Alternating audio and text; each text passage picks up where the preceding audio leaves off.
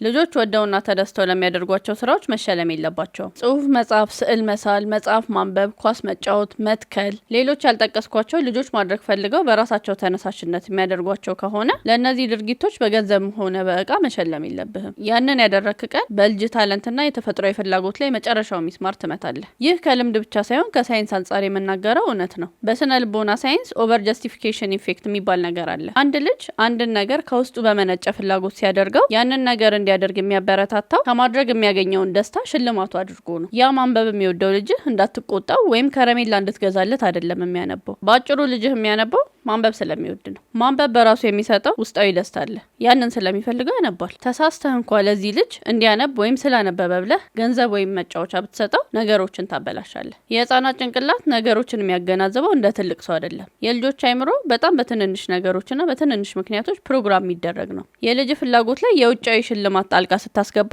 የልጅ አይምሮ ይህንን ማደርገው ስለምወደው ነው የሚለውን ያቆምና ይህንን ማደርገው ያንን ሽልማት ለማግኘት ነው ወደሚል አስተሳሰብ ይቀየራል። ሳታውቀው የልጅህን ጨዋታ ወደ ደሞዝተኛ ስራ ቀየርከው ማለት ነው። በ1970ዎቹ ሊፐር ግሪን እና ኒስቤት የተባሉ ድንቅ ሳይንቲስቶች ይህን ነበር ያደረጉት። መሳል የሚወዱ ብዛት ያላቸው ህጻናቶችን ለሁለት ከፍለው ስዕል በጨረሱ ቁጥር ለአንዱ ወገን በሽልማት አንዱን ወገን ደግሞ ካለ ሽልማት ያልፏቸው ነበር። ከጥቂት ሳምንታት በኋላ ሽልማት ያገኙ የነበሩት ህጻናት ሙሉ በሙሉ በሚባል ደረጃ ማለት ይቻላል የመሳል ፍላጎታቸው ሞቶ ነበር። ሽልማት ያላገኙት ግን በደስታ መሳላቸውን ቀጥለው ነበር። ታዲያ መፍትሄው ምንድን ነው? አንደኛ ከመሸለም ይልቅ ማድነቅ ነው። ስዕልሽ ያምራል ይኸው ከረሜላ ከማለት ይልቅ ስለተጠቀመችው ቀለምና ስለ ትዕግስቷ ማድነቅ ይገባል። ሁለተኛው ደግሞ ቃል ሳትገባ ነገሩ ካለፈ በኋላ ሰርፕራይዝ ማድረግ ነው። ስዕል ለሚወዱ መሳያ፣ ለሚያነቡ መጽሐፍት፣ ለሚያዜሙ ደግሞ የሙዚቃ መሳሪያ አልፎ አልፎ በስጦታ መልክ ማበርከት ቆንጆ አማራጭ ነው።